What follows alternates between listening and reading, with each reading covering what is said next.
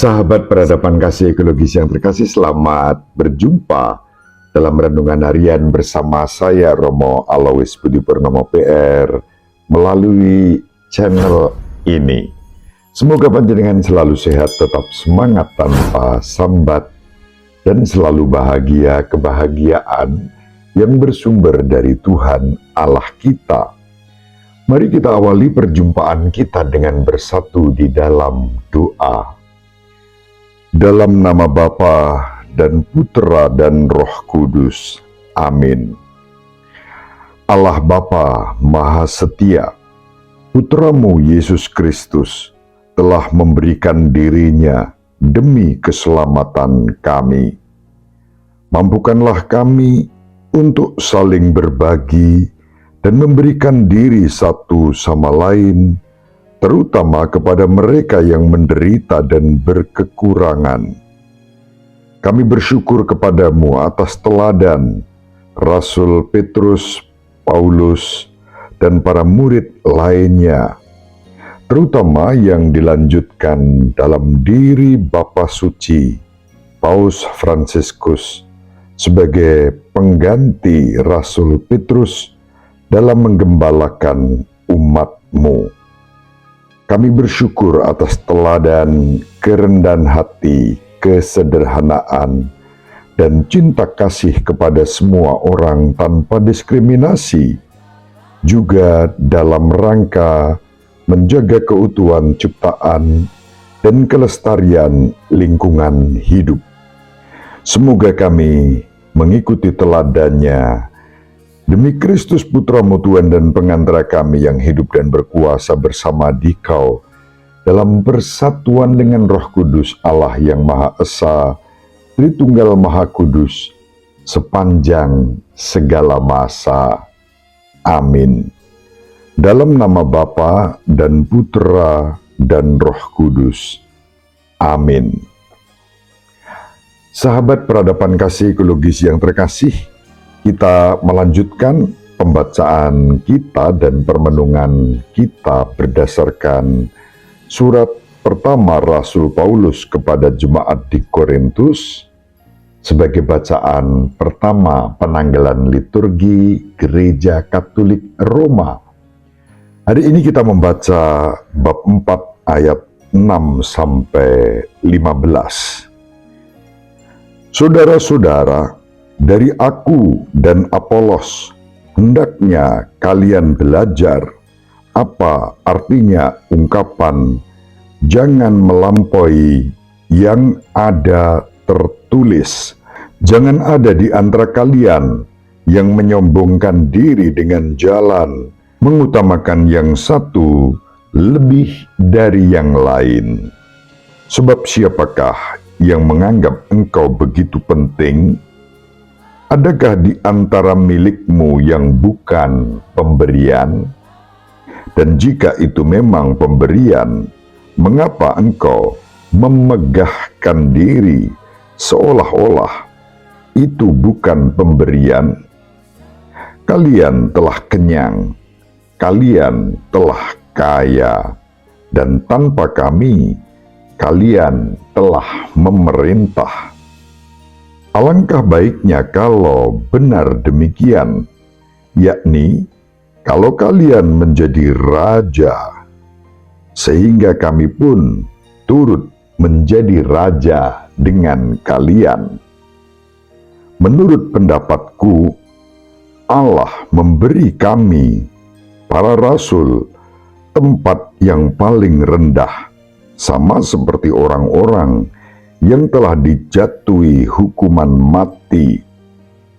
Sebab kami telah menjadi tontonan bagi dunia, bagi malaikat-malaikat, dan bagi manusia.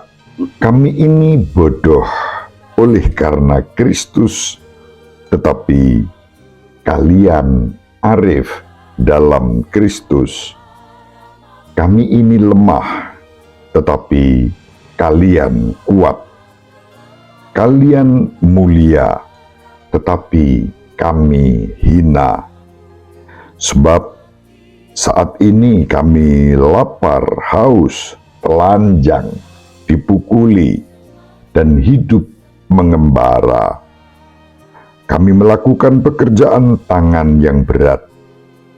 Kalau kami dimaki-maki, kami memberkati. Kalau kami dianiaya, kami sabar. Kalau kami difitnah, kami tetap menjawab dengan ramah. Kami telah menjadi seperti sampah dunia, seperti kotoran dari segala sesuatu sampai saat ini. Hal ini kutuliskan bukan untuk membuat kalian malu, melainkan untuk menegur kalian sebagai anak-anakku yang kukasihi. Sebab sekalipun kalian mempunyai beribu-ribu pendidik dalam Kristus, kalian tidak mempunyai banyak bapa. Karena akulah yang telah menjadi bapamu dalam Kristus Yesus oleh Injil yang kuwartakan kepadamu. Demikianlah sabda Tuhan. Syukur kepada Allah. Sahabat peradaban kasih ekologis yang terkasih, menarik membaca surat Santo Paulus yang pertama kepada jemaat di Korintus pada hari ini. Kita diajak untuk belajar dari Tuhan kita Yesus Kristus dan tentu juga dari Santo Paulus sendiri, dan disebutkan tadi juga dari para rasul Yesus. Dan kita tahu yang disebut rasul Yesus tidak lain adalah terutama dan pertama-tama adalah 12 murid Yesus yang disebut rasul, plus Matias pengganti Yudas Iskariot yang berkhianat, dan tentu saja tambah lagi Santo Paulus yang menyatakan diri sebagai rasul Kristus Yesus karena Tuhan Yesus sendiri yang memanggilnya sesudah Yesus bangkit dalam penampakannya kepada Santo Paulus di saat Santo Paulus sedang berkobar-kobar berusaha untuk menganiaya jemaat Kristus.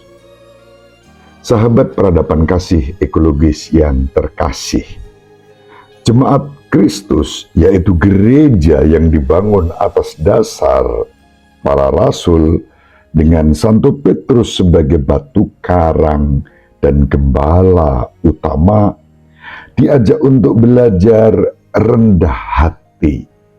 Santo Paulus secara khusus menyebut dalam surat yang kita baca hari ini, Paulus dan Apolos, tetapi juga rasul-rasul lainnya. Santo Paulus menulis, Allah memberi kami, para rasul, tempat yang paling rendah, sama seperti orang-orang yang telah dijatuhi hukuman mati. Sahabat peradaban kasih ekologis yang terkasih, dalam hal ini Santo Paulus mengajak umat di Korintus untuk belajar rendah hati. Mengapa? Karena mereka tampaknya sudah mulai mapan dengan segala fasilitas yang mereka nikmati. Sementara Santo Paulus dan para rasul yang terus gigih mewartakan Injil Yesus Kristus mengalami berbagai macam penganiayaan, pencobaan, penghinaan, dan semua itu ditanggung dengan sabar. Sahabat peradaban kasih ekologis yang terkasih, apa kira-kira yang mau disampaikan oleh Santo Paulus kepada kita di dalam surat yang kita baca ini? Santo Paulus sedang menegur orang-orang Kristen yang merasa diri paling benar karena keegoisan, dan kerap kali mereka menyampaikan kritik-kritik yang tidak seimbang, tidak adil. Santo Paulus menggambarkan mereka yang bijaksana dan makmur. Ironi retorikanya menyiratkan yang sebaliknya, yaitu mereka bodoh dan arogan.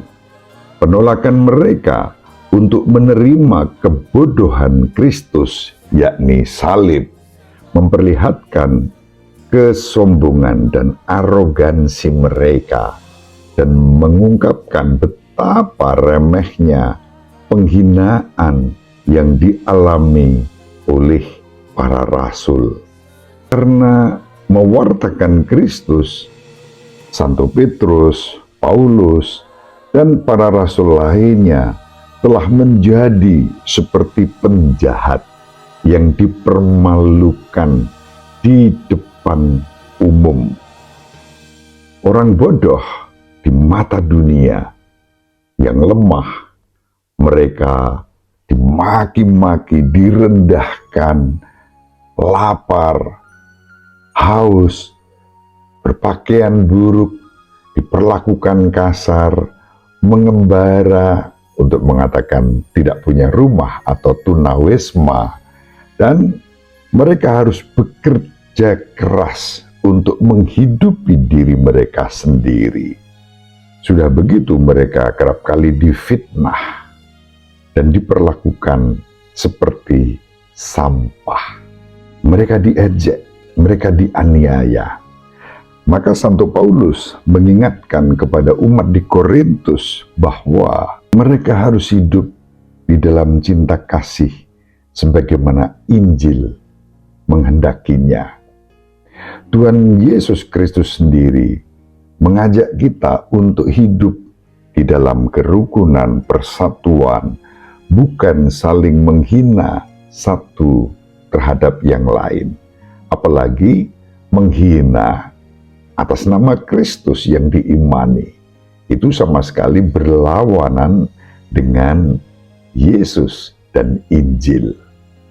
Sahabat peradaban kasih ekologis yang terkasih, sangat menarik bahwa pada bagian terakhir surat dikatakan, karena akulah yang telah menjadi bapamu dalam Kristus Yesus oleh Injil yang kuwartakan kepadamu. Bapa yang penuh dengan perhatian, yang menggembalakan umatnya, yang menyapa, yang mengunjungi, yang memberkati.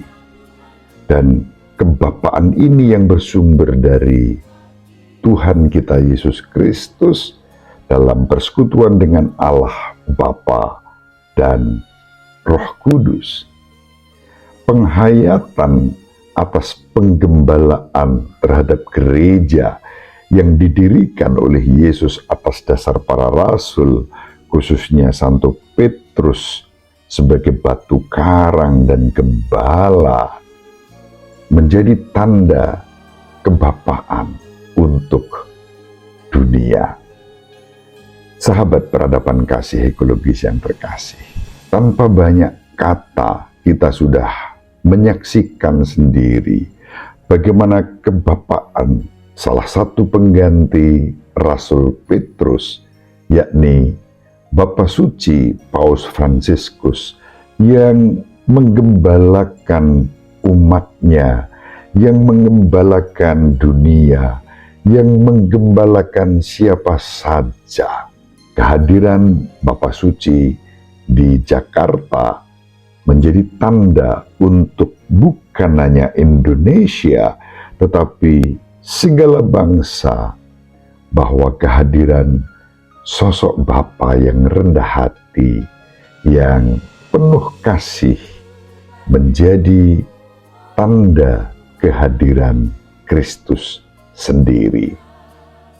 Kita bersyukur boleh menyaksikan dari dekat apa yang dihidupi, dihayati oleh salah satu, sekali lagi, pengganti Petrus yang dalam tradisi Gereja Katolik diimani hadir dalam Bapa Suci Paus, salah satunya Paus Fransiskus. Bangsa ini bersyukur pernah dikunjungi 3 paus. Yang pertama Paus Paulus ke-6 pada tahun 1970, kemudian Paus Yohanes Paulus kedua pada tahun 1989, dan hari-hari ini baru saja usai tanggal 3 sampai 6 September Paus Fransiskus. Dalam pribadi-pribadi Paus inilah pengganti Rasul Petrus dalam kesatuan kolegialitas para rasul lainnya yang direpresentasikan oleh para bapak uskup, sungguh menjadi tanda damai sejahtera, kerukunan, dan persaudaraan. Bapa Suci menjadi tanda kasih untuk siapa saja yang dijumpainya, bahwa Imam Besar Masjid Istiqlal, Profesor Dr. Kiai Haji Nasaruddin Umar, menerima dengan segala keramah tamahan, bahkan mencium kening Bapa Suci. Itu merupakan tanda cinta kasih yang menghargai. Itu tanda cinta, tanda penghormatan.